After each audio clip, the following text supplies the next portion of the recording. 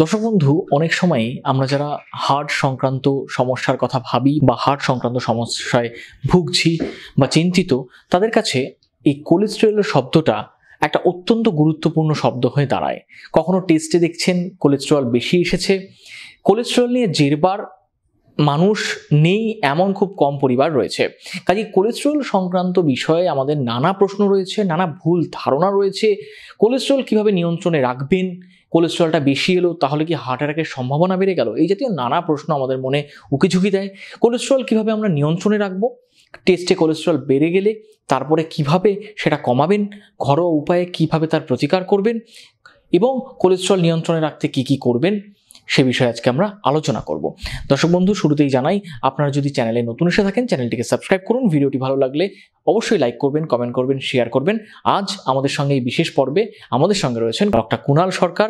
ডাক্তারবাবুর কাছে যাব। ডাক্তারবাবু, আপনাকে হেলথ ইম্প্যাক্ট বাংলায় স্বাগত জানাই। নমস্কার। আপনাদের সবার সাথে থাকতে পেরে খুব ভালো লাগছে। তুমি প্রথমেই যে কথাটা বললে সেই কথাটার মধ্যে আমার মনে হয় you have touched on the right points. দেখো, আমাদের কিছু কিছু জিনিস বুঝতে হবে যে আমাদের মানুষের বয়স অনেক, কিন্তু মানুষের জ্ঞান বুদ্ধির বয়স তো খুব বেশি নয়। এখন আমরা হয়তো প্রায় 1.5 লক্ষ বছর ধরে পৃথিবীর বুকে এসেছি, আবির্ভূত হয়েছি, হাঁটাচলা করছি। আমার তোমার শরীরের যে কাঠামো, যে স্ট্রাকচারটা, এই স্ট্রাকচারটাকে বলা হয় ওই কখন আমরা বাঁদর ছিলাম, তারপর গরিলা হলাম, তারপর ধীরে ধীরে নানান রকমের ওই primitive human being, Neanderthal man, Denisovan man, অনেক আছে। এই করতে করতে আমার তোমার এই বর্তমান অবয়বটা এসে দাঁড়ালো, যেটাকে আমরা মডার্ন অ্যানাটমিক্যাল বা মডার্ন হিউম্যান বিং বলি। কথাটা মডার্ন, কিন্তু সময়টা তো মডার্ন নয়। কিন্তু 1.5 লক্ষ বছর হয়ে গেছে। আবার 1.5 লক্ষ বছর পৃথিবীর বুকে আদৌ খুব একটা বেশি সময় নয়। হ্যাঁ, পৃথিবীর বয়স হচ্ছে 8 বিলিয়ন ইয়ার্স।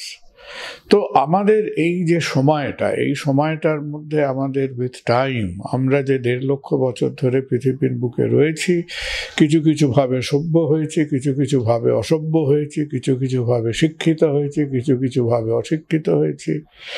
আবার টাইম টু টাইম বুঝতে হবে যে আমাদের সোসাইটির মধ্যে, আমাদের লোকজনদের মধ্যে আমাদের কিন্তু এই ঝুট ঝামেলা, অসুখ বিসুখ এগুলো বেড়েছে। তো তুমি বাড়িতে খোঁজ করে দেখবে, বাড়িতে তো আমাদের হয়তো জয়েন্ট ফ্যামিলি খুব বেশি নেই, কিন্তু যাদের ফ্যামিলিতে এখনো ঠাকুরদা আছে, দাদু আছে, দিদিমা আছে, ঠাকুরমারা আছে, তাদের সঙ্গে কথা বলে দেখবে যে তাদের যে জেনারেশনটা, তাদের জেনারেশনের কি বেশি চিন্তা থাকতো। ওরে বাবারে পেট খারাপ হলো কিনা, ওরে বাবার ওই জায়গায় কলেরা হলো কিনা, আবার ম্যালেরিয়া হলো কিনা, আবার একটা সাংঘাতিক ডেঙ্গি জ্বর হলো কিনা, সেই রক্ত আমাশা হলো কিনা। অর্থাৎ তখনকার দিনে তাদের জীবনটা জেরবার হয়ে থাকতো উইথ সামথিং, যেটাকে আমরা বলি ইনফেকশন রিলেটেড। লোকে আর ধরে নাও, আমরা ওই 47-এ স্বাধীন হয়েছি, 1930-এ ভারতবর্ষের কত লোকে মেরে কেটে 50 বছর বেঁচে থাকতে পারলে তো বাড়ির বছরে 3 বার করে দুর্গাপুজো হতো।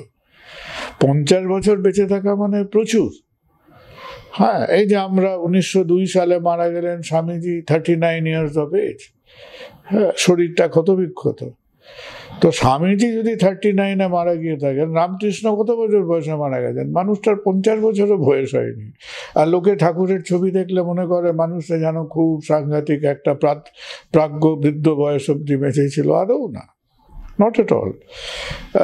আমাদের মানে তারও আগে ধরো চৈতন্য ওই 40 মিড 40s ছুঁই লোকে মনে করতো প্রচুর বেড়েছে। আমার ধারণাটা ওরকম ছিল। তো তারপর দেখো আমাদের আস্তে আস্তে কি হলো, ওই নানান ওষুধপত্র, স্যানিটেশন, পরিচ্ছন্নতা, কিছু কিছু আইডিয়া হলো। আমরা ওই ঝামেলাটা সম্পূর্ণ দূর করতে না পারলে খানিকটা কমালাম। আর আমরা একটু হাঁপ ছেড়ে বাঁচার চেষ্টা করলাম, ভাবলাম যে ঝামেলাটা মিটলো বলে, কিন্তু ঝামেলাটা মিটলো না। এখন হয়তো সেই ব্যাকটেরিয়া, ভাইরাস, টিউবারকুলোসিস, আমাশা এগুলো একটু কমলো, কিন্তু আরেক দল ভূত আমাদের গাড়ি চেপে বসলো। এখন সেই ভূতের আক্রমণে আমাদের যেটা শুরু হলো, আমরা হয়তো আগে 2-4টে লোকের হলেও হতে পারতো, তারপরে লোকে দেখলো কি আরে পুটপাট করে লোকেদের আচমকা উইদাউট এনি প্রবলেম লোকের হঠাৎ চলাফেরা করছে, কাজকর্ম করছে, মানুষটা ভালো আছে।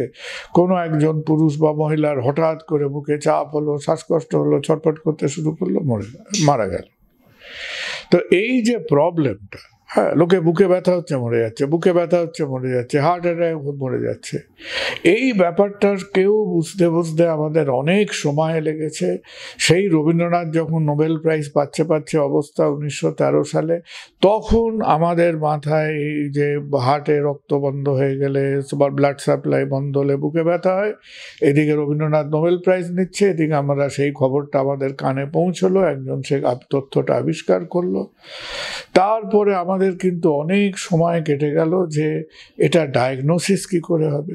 হ্যাঁ, এই যে লোকে হাঁচতে কাশতে, বাড়িতে বড় বউয়ের ঝগড়া হলে এখন ইসিজি করে, হ্যাঁ, তখন এই যে ইসিজি করছে, ইসিজিটাও তো ফেয়ারলি মডার্ন। এখন ইসিজির লোকের কাছে আনফ্যাশনেবল হয়ে গেছে, কত 150 বছরও বয়স হয়নি ইসিজি হচ্ছে। তো এই সমস্ত হতে হতে আমাদের যে অবস্থা ছিল, অসুবিধা কি জানো তো, আমরা অনেক কিছু বুঝতে পারলাম লোকেরা অসুস্থ হয়, হার্ট খারাপ হয়ে যায়, হার্ট অ্যাটাক হয়, প্রচুর লোক মারা যায়, কিন্তু কেন হচ্ছে, কিসের থেকে হচ্ছে, কি ব্যাপার, এইটা সম্বন্ধে একটা সেই মানে সত্যজিৎ রায় ফেলুদা লিখলে একরকম হবে, এখন আমি ফেলুদা লিখলে অন্যরকম হবে। তো এটা একটা ব্যাডলি রিটেন ডিটেকটিভ গল্পের মতো ছিল। বহুদিন আমরা এর কারণটা বুঝে উঠতে পারছিলাম না। তো এই করতে করতে পৃথিবীর চোখের সামনে একটা মহা দুর্ঘটনা ঘটলো। সেই দুর্ঘটনাটা হচ্ছে 1945 সালে, যখন একেবারে তোমার আমেরিকা, ইংল্যান্ড একসাথে, ফ্রান্স যারা যুদ্ধ করছিল তাদের বলতো অ্যাক্সিস পাওয়ার্স, যারা কিনা হিটলারকে পিটিয়ে লম্বা করে দিয়েছে, সেকেন্ড ওয়ার্ল্ড ওয়ার জিতছে। ওই আমরা ফুটবল, এখন ক্রিকেট খেলা, আইপিএল জিতলে লোকে যেরকম করে না, হাত তুলে খুব নাচানাচি, সেই চিয়ার লিডাররা চারদিকে লাফাচ্ছে, তো সেই রকম একটা হইহল্লার পরিবেশ আমেরিকার মধ্যে। আমরা হিটলারকে ঠেঙিয়ে লম্বা করে দিচ্ছি, এরকম একটা জিতেছি হুল্লোড় ভাব। হঠাৎ তার মধ্যে পট করে আমেরিকার প্রেসিডেন্ট মারা গেল, এবং লিটারালি মানে দেশের লোকের সামনে, তার প্রায় সেনেট না কংগ্রেসের সামনে আচমকা মরে গেল। কেউ বলে he had heart attack and cerebral attack almost at the same time. ভালো লোক ছিল ফ্র্যাঙ্কলিন রুজভেল্ট। তো ফ্র্যাঙ্কলিন রুজভেল্ট খুব সম্ভব এপ্রিল 1945 ফ্র্যাঙ্কলিন রুজভেল্ট ডাইস। আর রুজভেল্টের আবার অন্য ঝামেলা ছিল, ভালো লোক ছিল, ওর আবার 1920s পোলিও হয়েছিল। মানুষটা পোলিও নিয়ে পুরো প্রেসিডেন্সি করে সেকেন্ড ওয়ার্ল্ড ওয়ারের নেতৃত্ব দিয়েছিলেন, মানে গ্রেট পার্সোনালিটি। তো রুজভেল্ট মারা যাবার পরে দেখো সাধারণ লোক এটা সেটা এখন মানে আমার তোমার বাজারের যে দোকানে আলু বেচে, পটল বেচে, রিক্সা চালায়, অটো চালায়, তার কিছু হলো মরে গেছে। হ্যাঁ, প্রেসিডেন্ট মারা গেছে, তো আমেরিকার হাতে ঘা লাগলো যে আমরা হিটলারকে ঠেঙিয়ে লম্বা করে দিচ্ছি, আমরা হার্টের ব্যাপারটা বুঝতে পারছি না, হার্টের ডিজিজ আমাদের কান মুলে দিয়ে যায়। এইটা ছিল সাইকোলজি। আমেরিকার তখন একটা সব জিতেছি আমবড়াই, যে দেশটা হিটলারকে ঠেঙিয়ে লম্বা করতে পারে সেই দেশটা হার্টের কাছে হেরে যাচ্ছে, এটা কি ব্যাপার? তো আমেরিকার আত্মসম্মানে লাগলো, ভাগ্যিস লেগেছিল, না হলে আমরা আজও মূর্খ থাকতাম। সেই ফ্র্যাঙ্কলিন রুজভেল্ট মারা যাবার পরে সারা পৃথিবী একটু নড়ে চড়ে বসলো। তার আগে তুমি জানবে আমরা ব্লাড প্রেশার সম্বন্ধে অল্প কিছু জানতাম, কিছু একটা ভেগ আইডিয়া ছিল, ব্লাড প্রেশার বাড়লে ভালো না ক্ষতি। গান্ধীর হাইপার টেনশন ছিল, মহাত্মা গান্ধীর ভয়ঙ্কর হাইপার টেনশন ছিল, 1 মাস ওষুধ খেতে, এক সময় খেত না। বিধান রায়ের সঙ্গে দেখা হলে বিধান রায় বউকে ধমকে, তখন হার্ডলি 1টা কি 2টো ওষুধ ছিল ব্লাড প্রেশারে, তা আবার ড্রপ দিয়ে নিতে হতো। বিধানবাবু তাকে বুকে ধমকে কোনো মতে ওষুধ খাওয়াতে। এনিওয়ে, তো সেই সময় আমেরিকা নড়ে চড়ে বসলো। এটা আবার কি কাণ্ড, আমরা বোমার কথা জানি, হ্যাঁ, আমরা অ্যাটম বোমের কথা জানি, প্যাটার্ন ট্যাঙ্কের কথা জানি, আমরা গোলাগুলির কথা জানি, এবার হার্টটা কি রকমের আপদ। তো যাই হোক, আমেরিকা সেই সময় একটা স্টাডি শুরু করলো, যে স্টাডিটা 10-15 বছর ধরে চললো।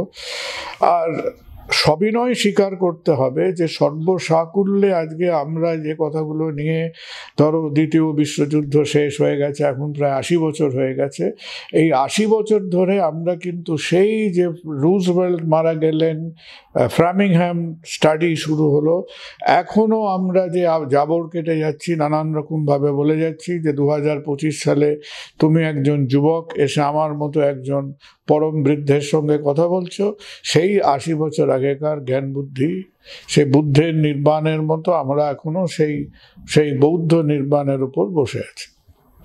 তো এখন কোলেস্ট্রল, ডায়াবেটিস, হাইপারটেনশন, এইসব ব্যাপার থেকে আমাদের যে ঝামেলা বেশি হয়, প্রথম মনে রাখবেন এটা আদৌ নতুন কথা না, it is an 80-year-old study. এবং সেই স্টাডিতে ওরা একটা প্রায় অঞ্চলে, আমরা তো এক একটা এলাকা ভিত্তিক, তুমি ভোট স্টাডি করতে যাও, ওখানে বস্টনের উপকূলে একটা সাবারবান এলাকাতে কিছু লক্ষ মানুষকে তারা কিছু বছর ধরে স্টাডি করেছিল, সিরিয়াস স্টাডি, যে এত লক্ষ লোক এখানে বাস করছে, এদের মধ্যে আমরা দেখিনি কার কত ওজন, কত কত ব্লাড রিপোর্ট, কত সুগার, কত কোলেস্ট্রল, কত ব্লাড প্রেশার, কত, এদের আমরা দেখে যাই যে next 10 years how are they behaving. Great idea. এবং তাদের 10-15 বছর ধরে স্টাডি করতে করতে কতগুলো রিস্ক ফ্যাক্টর আমাদের সামনে বেরোলো, এবং এই রিস্ক ফ্যাক্টরের মধ্যে increase blood cholesterol was one of them, not the only one but one of them. Hypertension ছিল, ডায়াবেটিস ছিল, স্মোকিং ছিল, বডি ওয়েট ছিল, ওবেসিটি ছিল, এগুলো ছিল। কোলেস্ট্রল নিয়ে তারপর থেকে আমাদের সাংঘাতিক চিন্তা ভাবনা, ফোকাস। কতগুলো ফ্যাক্ট প্রথমে অল্পের ওপর বলে দিই, নিজেদের মনে ক্লিয়ার করবেন যে কোলেস্ট্রলটা আমাদের শরীরে কোনো একটা যে বিষ, একটা বিষাক্ত জিনিস, যেন সেই পুরনো হিন্দি সিনেমার ভিলেনের মতো অবস্থা, সেরকম ব্যাপার নয়। আমরা যে মানুষ হয়েছি, আমাদের শরীরের মধ্যে এখন যে একটা স্ট্রাকচার, আমরা ব্রেন আছে, বুদ্ধি আছে, আমাদের শরীরের মধ্যে প্রতিটা কোষ, প্রতিটা টিস্যু সিস্টেম, এগুলোকে চালিয়ে যেতে কোলেস্ট্রল, হরমোন, আমাদের শরীরে যে হরমোন তৈরি হয়, বিভিন্ন নিউরো ট্রান্সমিটার্স তৈরি হয়, এই নানান ব্রেনের যে নিউরোনাল লেয়ারগুলো, এই সারা শরীরের যে কাঠামো, একটা সেলের যে কাঠামো, তার মধ্যে কিন্তু cholesterol is a very important component. তো লোকে প্রায় এমন এখন অবস্থা, যার ওপর রাগ হয়েছে তার নাম দিয়ে দেয় কোলেস্ট্রল আর কি। হ্যাঁ, ওই কি জানি একটা হিন্দি সিনেমায় ছিল না, গব্বর সিং, যে পাড়ায় যে লোকটা গুন্ডামো করতো, তো কোলেস্ট্রলের চেহারাটা হয়ে গেছে গব্বর সিং এর মতো চেহারা। না, কোলেস্ট্রলটা গব্বর সিং নয়, cholesterol is not a villain in that sense. এবার এই কোলেস্ট্রলটা কি আছে, সে যতক্ষণ সঠিক মাত্রায় আমার টিস্যুর মধ্যে থাকছে, আমার সেলের মধ্যে থাকছে, আমার নার্ভ লেয়ারের মধ্যে থাকছে, ইট ইজ ভেরি গুড। ঝামেলা কোথায় পাচ্ছে? ঝামেলায় পাচ্ছে যখন এই কোলেস্ট্রলগুলো আমার রক্তের মধ্যে এসে যাচ্ছে। রক্ত ব্যাপারটা কি? হ্যাঁ, এই যে আমাদের হাতে একটা জলের গ্লাস আছে, ক্লিয়ার লিকুইড, একদম ঝকঝক করছে, তুমি অনেক সময় দেখবে এই যে লোকে খায় না, গরমকাল এখন গরম পড়ছে, এই যে অরেঞ্জ স্কোয়াশ ফ্রুটস এ খায়, মিলিয়ে খেলে তুমি দেখবে একটা ক্লিয়ার সলিউশন হবে, কারণ সেই ব্যাপারটা রক্তের মধ্যে ক্লিয়ারলি মিশে যাচ্ছে। রক্তটা কিন্তু আমাদের ক্লিয়ার সলিউশন নয়। মানুষের রক্ত কিরকম জানো? জানি না তুমি কোথায় থাকো, আমি ভবানীপুরের দিকে থাকতাম, যাতায়াত করতাম, ওখানে দেখবে প্রচুর লস্যির দোকান আছে। তো পরের বার যখন লস্যি খাবে 1 গ্লাস, তখন মনে রাখবে যে আমাদের রক্তটা হচ্ছে খানিকটা পাতলা লস্যির মতো, তার মধ্যে প্রচুর কেমিক্যালস আছে, প্রোটিনস আছে, ফ্যাটস আছে, কোলেস্ট্রল আছে, লিপিডস আছে, রক্তের মধ্যে সেই 8-10 রকমের সেলস আছে। তা সত্ত্বেও আমাদের প্রকৃতির এমন ব্যবস্থা যে এই রক্তটা একটা ফ্লুইড হিসেবে সারা শরীরে যাতায়াত করছে। এখন রক্তটা কি খোলা মাঠে যাতায়াত করছে না, রক্তটা রক্ত নালী দিয়ে যাতায়াত করছে। তো যখন আমাদের রক্তের মধ্যে এই যে আমরা খাওয়া দাওয়া করছি, এই খাওয়া দাওয়ার থেকেও আমরা কি খাই? আমরা প্রোটিন খাই, ফ্যাট খাই, কার্বোহাইড্রেট খাই, আর তার সঙ্গে সঙ্গে কিছু খুচরো Khajra mineral, vitamin, trace elements, micro nutrients বলে এগুলো থাকে। তো তুমি খেয়ে নিয়ে খুব ভালো খাবার হয়ে যেটা ঢেকুর তুললে, তোমার গ্লুকোজটা অ্যাবজর্বড হলো, গ্লুকোজ পট করে ব্লাডে অ্যাবজর্বড হয়ে তারপরে কিছুটা রক্তে থাকে, কিছুটা টিস্যুতে চলে যায়। প্রোটিন যেমনি শরীরে ঢুকে পড়ে, প্রোটিন শরীরে ঢুকলে স্মল ইন্টেস্টাইন থেকে অ্যাবজর্বড হয়ে নানান রকম স্ট্রাকচারে ব্যবহার হয়ে যায়। এবার ঝামেলা হয় ফ্যাটকে নিয়ে কেন ঝামেলা হয়? তুমি কখনো দেখেছো একদলা মাখন জলে ফেললে কখনো অ্যাবজর্ব করে না? হ্যাঁ, ফ্যাটের মধ্যেই থাকবে। এই যে বাঙালির বিখ্যাত কথা, বাঙালি অনেক দিন ধরে ফিজিওলজিতে এক্সপার্ট, বাঙালি বলতো তেলে জলে মেশে না। So anything which is a fat-like substance in nature, সে তো জলের মধ্যে মিলবে না। তো কি হয়, তুমি মাখন, তোমার ব্লাডের 80% তো হচ্ছে জল। তো তুমি যে মাখনটা খেয়ে ফেললে, এবার তুমি মাখনটা কি করে রক্তের মধ্যে দিয়ে যাবে? ঝামেলা হলো। তাহলে থকথকে মাখন যদি আমার এবার রক্ত দিয়ে যাতায়াত করে শরীরে যেখানে সেখানে, তো রক্ত বন্ধ হয়ে যাবে। তাহলে এবার প্রকৃতি কি উপায় করলো যে এই ফ্যাট, এবার আমাদের যন্ত্রটাকে চালাতে গেলে কিছু অ্যামাউন্ট অফ ফ্যাট দরকার।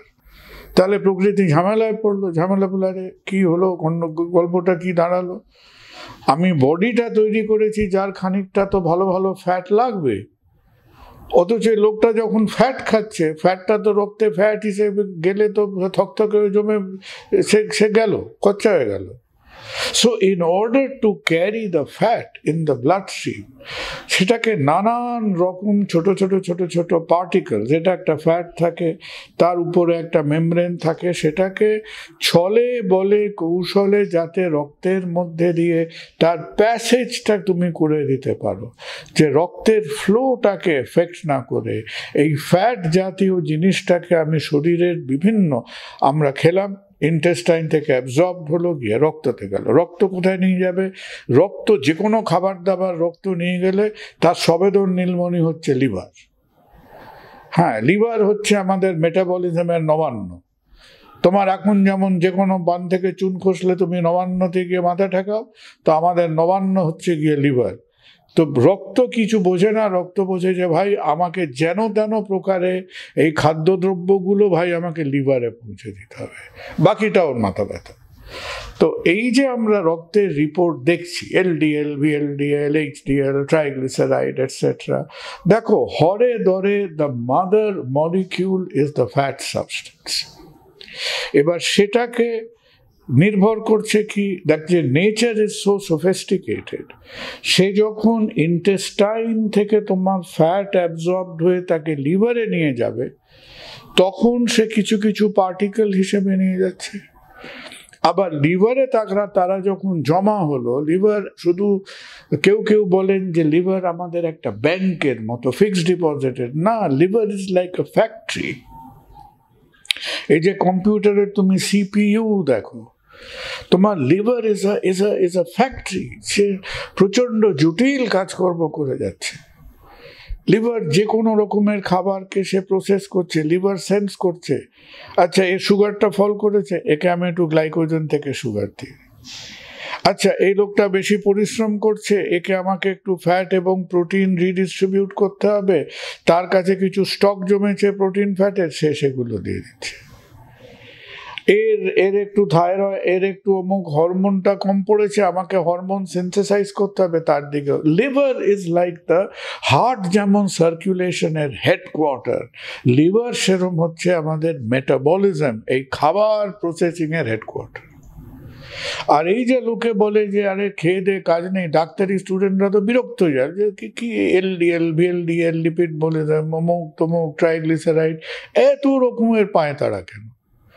এগুলো ব্যাপারটা হচ্ছে কোন প্যাসেজের, এর যে যাত্রাপথটা, এর যাত্রাপথে তুমি কিভাবে দেখছো।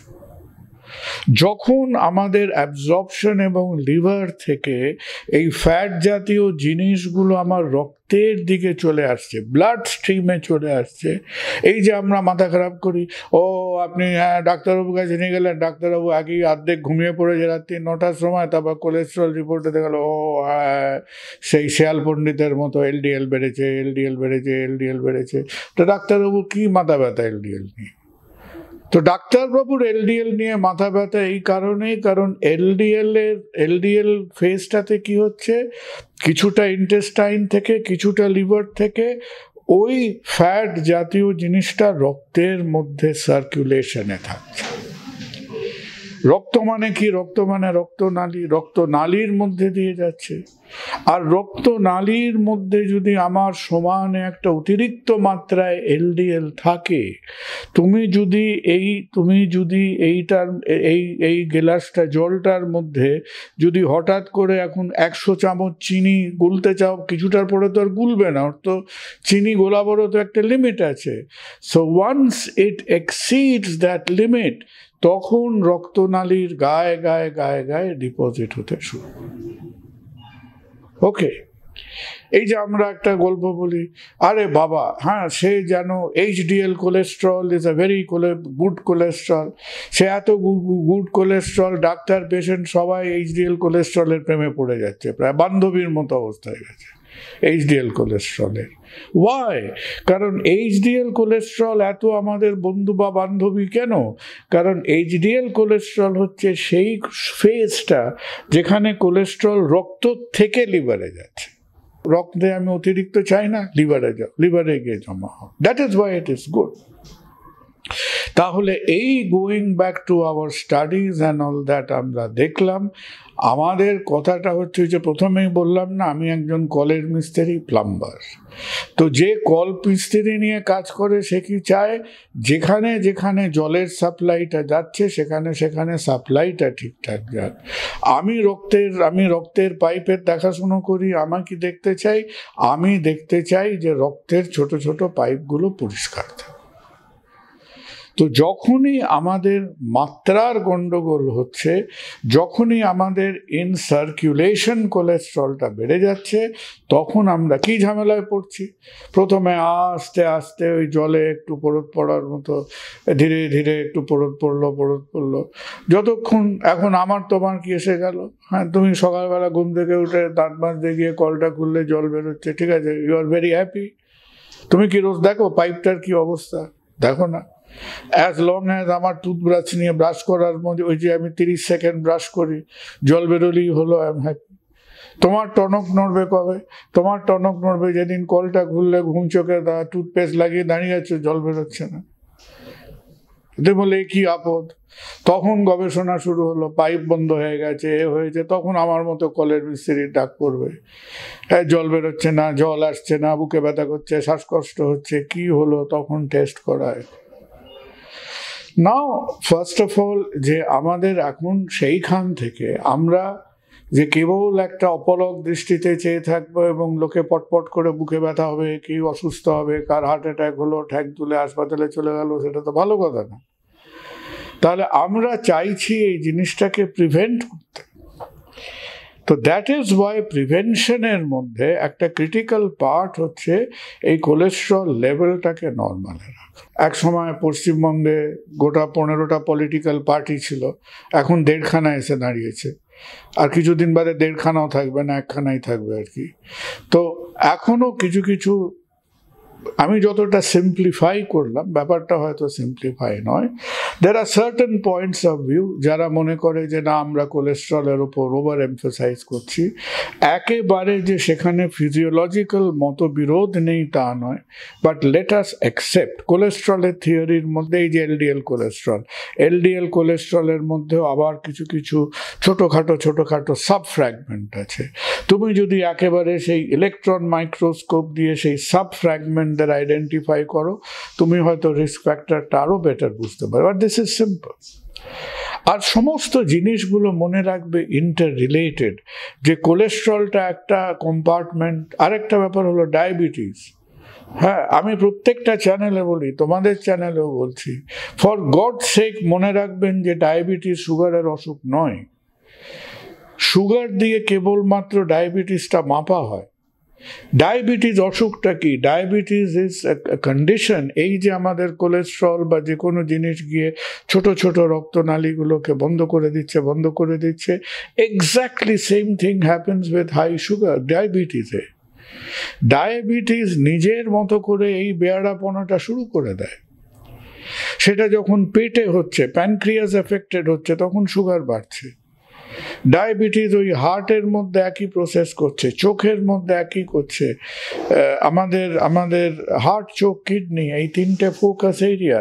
সুতরাং ডায়াবেটিসের যে ঝামেলাটা এবং হাই লিপিডসের যে ঝামেলাটা, এই দুটো ঝামেলা কোথাও এসে একই রকমভাবে একটা মিলিত আক্রমণ হচ্ছে, একটা মিলিত ঝামেলা তৈরি হচ্ছে। So never treat hyperlipidemia in isolation. যে আমার একবার লিপিড প্রোফাইল বেরিয়ে পড়ে, আমি বারবার ওই লিপিডই দেখে যাচ্ছি, হয়তো অনেক বছর হয়ে গেছে আমি ডায়াবেটিসটা দেখছি না। Don't do it. আর এর সঙ্গে কি রিলেটেড? এর সঙ্গে আমার বডি ওয়েট রিলেটেড, এর সঙ্গে আমার BMI related, body weight related, blood pressure related. সুতরাং পুরো ব্যাপারটাকে এখনো অবধি আমরা যেটুকু জেনেছি, তাহলে আমাদের বুঝতে হবে যে আমাদের কোলেস্ট্রলের ব্যাপার হলো খাবার দাবার মধ্যে ফ্যাট আছে, ফ্যাটটা আমাদের শরীরে দরকার, অতিরিক্ত নয়। এবং এই ফ্যাটটা কতটা আমার সিস্টেম, তোমার বয়স কম, তুমি আমার থেকে অনেক বেশি ফ্যাট হ্যান্ডেল করতে পারবে। হ্যাঁ, তুমি আমাকে বললে হ্যাঁ জানেন আমি সপ্তাহে 2 বার বিরিয়ানি খাই, একটু অমুক খাই, পোলাও খাই। আমারও যদি আমার বয়সে ইচ্ছা হয় আমি সপ্তাহে 3 বার করে পোলাও খাই, তোমার হয়তো you will tolerate it, I am not going to tolerate it. আমার মেশিনারি, এই যে children in their growth phase, শরীর যখন গ্রো করছে, টিস্যুগুলো গ্রো করছে, ইউ আর ইয়াং পিপল, তোমাদের ছুটোছুটি লাফালাফি পরিশ্রম অনেক বেশি।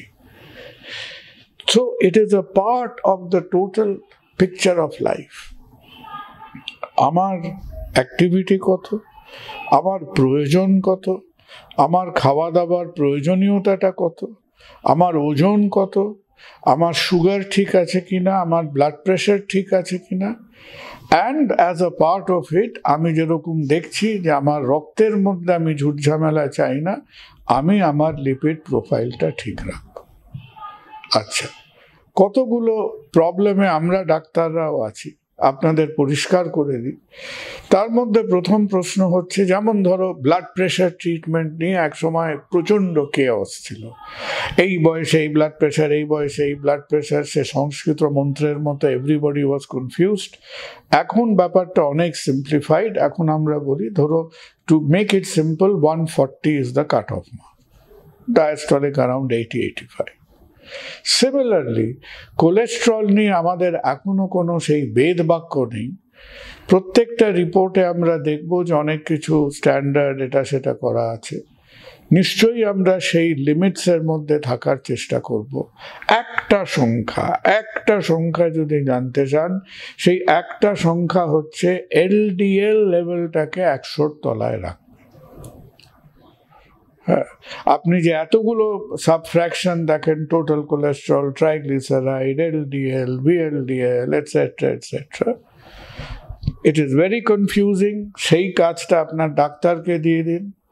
আপনার ডাক্তার, সে লোকটা বোকা বলেই ডাক্তার হয়েছে, সে ওই একটা সিম্পল জিনিস ঘ্যানর করে 5-6 বছর ধরে পড়েছে, তার ওপর দায়িত্বটা ছেড়ে দিন, সে বুঝে নেবে। আপনাকে যদি একটা ফিগার জানতে হয়, LDL cholesterol less than 100. There are some other people যাদের আবার কিছু ফ্যামিলিয়াল প্রবলেম থাকে, হুটহাট করে ট্রাইগ্লিসারাইড বেড়ে যায়, কখনো ট্রাইগ্লিসারাইড কোলেস্ট্রল একসঙ্গে বেড়ে যাচ্ছে। Triglyceride, lipid metabolism, glucose metabolism, এগুলো কিন্তু একটা একই কমন কাণ্ড কারখানার মধ্যে দিয়ে এটা হচ্ছে। কেন? মাথায় রাখবেন যে ওই পুরো ব্যাপারটা চলছে, ঘুরে ফিরে গিয়ে খাচ্ছি, অ্যাবজর্বড হচ্ছে, রক্তে যাচ্ছে, লিভারে যাচ্ছে। এবার লিভার তার বিচার বুদ্ধি অনুযায়ী সে ব্যাপারটা প্রসেস করছে, ইট ইজ প্রসেসিং ইট। তাহলে ব্যাপারটাকে আমাদের একটা টোটালিটির মধ্যে দিয়ে দেখতে হচ্ছে। সামনে কি কি নাম্বারগুলো আছে, যেরম বছরে 3 বার করে ট্যাক্স দেন, যেরম বারবার দেখেন এবছর কবার ইনকাম ট্যাক্স দিতে হবে, দেখুন টাকা পয়সার দিকে চোখ রাখুন। এখন একটাই জীবনের বিরাট অসুবিধে, সেই বিরাট অসুবিধে হচ্ছে ব্যাংকদের একটা বিরাট অসুবিধে আছে। ব্যাংকরা প্রচণ্ড চেষ্টা করছে ওইদিকে একটা পেটিএম, একটা ইউপিআই সিস্টেম খুলতে। মরণের পরে যে একটা ইউপিআই সিস্টেম করা যায় কিনা স্বর্গরাজ্যে, স্বর্গ কি মর্তে, এখন মৃত্যুর পরে এখনো কোনো ইউপিআই কাজ করছে না। যেদিন করবে জীবনের মায়া, মমতা, অদ্বৈতবাদ, বেদান্ত সব গুলিয়ে যাবে। তো এগুলো খুব ভালো কথা, but look at this facts. যতবার অ্যাডভান্স ট্যাক্স দেন ততবার হেলথ চেক আপ করবেন, every time you must do it. আর আপনারা যারা we are very intelligent people, এত রকম কাজকর্ম করছেন, এত রকম চিন্তা ভাবনাগুলো করছেন, খালি আমাদের উপর রাগ করে এনার্জি নষ্ট করবেন না। মনে রাখবেন কটা কথা। লিপিড প্রোফাইলের মধ্যে এলডিএল 100, ব্লাড প্রেশারের মধ্যে আপার সংখ্যা 140, ফাস্টিং সুগারের মধ্যে আপার ডিজিট 110। ডায়াবেটিস যেভাবে এখন ছড়াচ্ছে, 2026-এর ইলেকশনে দেখছেন তো লোকে কত রকম গরম গরম কথাবার্তা বলছে। 2026-এর ইলেকশনে আমার ভয় আছে ডায়াবেটিস না হলে ভোট দিতে দেবে না। যদি ডায়াবেটিস না হয়, আপনাকে কী সব বলে না, বহিরাগত না কী সব বলে, অলরেডি লোকে ভুয়ো ভোটার কার্ড ফার্ড নিয়ে প্রচণ্ড উত্তেজিত। এরপর বলবে যে হয় ব্লাড সুগার রিপোর্ট নিয়ে আসবে, নয় ভোটার আইডি নিয়ে আসবে। ডায়াবেটিস থাকলে তো এমনি দুটো ভোট দিতে দেবে একসঙ্গে, তার মানে আমরা একেবারে সার্টিফাইড ভারতীয়। তো এই ব্যাপারগুলো এখন প্রচণ্ড বেড়ে যাচ্ছে। So these are the numbers for you to understand. তাহলে এলডিএল 100, ডেফিনেটলি 100 কমে। যাদের কোনো রকম ট্রিটমেন্ট হয়েছে, যারা আমাদের মতো কলমিস্ত্রির হাত দিয়ে বেরিয়েছেন, কারো বাইপাস হয়েছে, অ্যাঞ্জিওপ্লাস্টি হয়েছে, তাদের ক্ষেত্রে একেবারে দাঁতে দাঁত দিয়ে 60-এর তলায় রাখতে হবে। যারা কন্ট্রোল ডায়াবেটিসের ট্রিটমেন্ট করছেন, body weight control, BMI control, HbA1c কে 7-এর তলায়, 7-এর কাছাকাছি রাখতেই হবে। আর ব্লাড প্রেশার, এগুলোর দিকে অ্যাক্টিভিটিটা রাখো। Simple thing to understand about cholesterol is যে একজনকে বলেছিল আমি চেষ্টা করছি কোলেস্ট্রলকে পুরো 0 করে দেবো। বললাম খুব মুশকিল হবে। বললো কেন? আলাম এটা সেই ভারতবর্ষকে করাপশন মুক্ত করার মতো হবে। ভারতবর্ষ করাপশন মুক্ত হলে ভারতবর্ষই শেষ হয়ে যাবে। আপনার কোলেস্ট্রল শূন্য হলে আপনি শূন্যে বিলীন হয়ে যাবেন, পারবেন না। You cannot do that.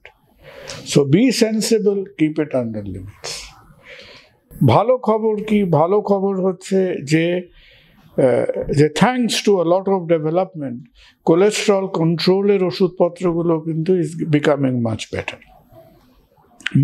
Better. এবং combination of diet, cholesterol control করতে গেলে আপনাকে কি করতে হবে?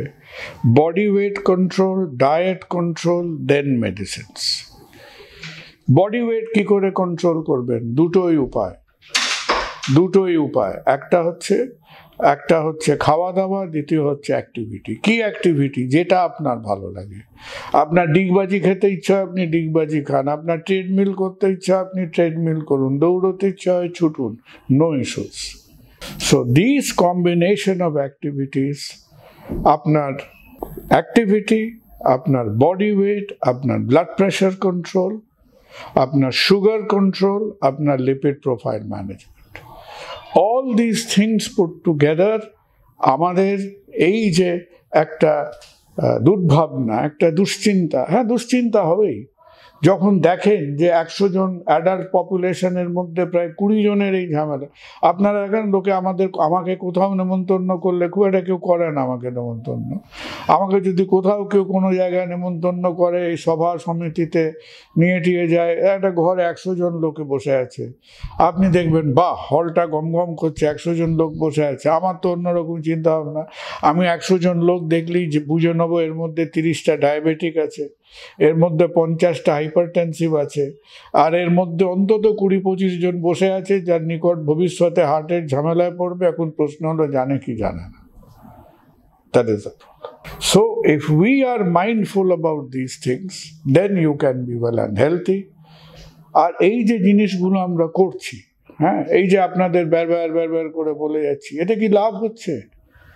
যদি লাভ না হয় চিন্তা করুন তো, যে কি করে আপনার প্রায় এই যে স্বাধীনতার 75 বছর না 77 বছর পরে লাফালাফি করছেন, স্বাধীনতার 77 বছরের মধ্যে যে 30 বছর আয়ু বেড়ে গেল, কি করে বাড়লো? আপনাদের কাউকে কি স্বপ্নের মধ্যে ব্রহ্মা বা মহিষাসুর এসে মাথায় হাত রেখেছিল? রাখেনি তো। রেখেছিল? দেখা হয়েছিল? দেখা হয়নি। তাহলে এই আমাদের মতো অপদার্থরা আপনাদের সময়, আর এই যে ছেলে মেয়েগুলো হেলথ চ্যানেল করছে, এদেরও খেয়ে দিয়ে কাজ নিয়ে এরা কত রকম জিনিস নিয়ে আলোচনা করতে পারতো।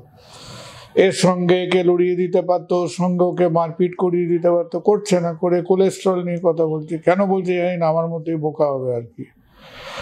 দুই পক্ষে লড়িয়ে দিতে পারলে চ্যানেলটা হু হু করে উঠে যেত। So if you do this things, মনে রাখবেন দ্যাট দি হেলথ প্রসপেক্টস, আমাদের লাইফ, আমাদের লঞ্জিভিটি ইজ গেটিং বেটার। তো কেবল চারিদিকে একটা হতাশা, নিরাশা, সব গেল গেল গেল গেল ভাব বলে সেটা ঠিক নয়।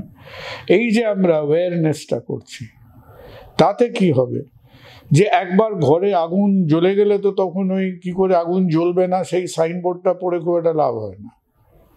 So all of you want to prevent and be better. আর মনে রাখবেন যে আমরাও কিন্তু প্রিভেনশনের দিকে we are doing well.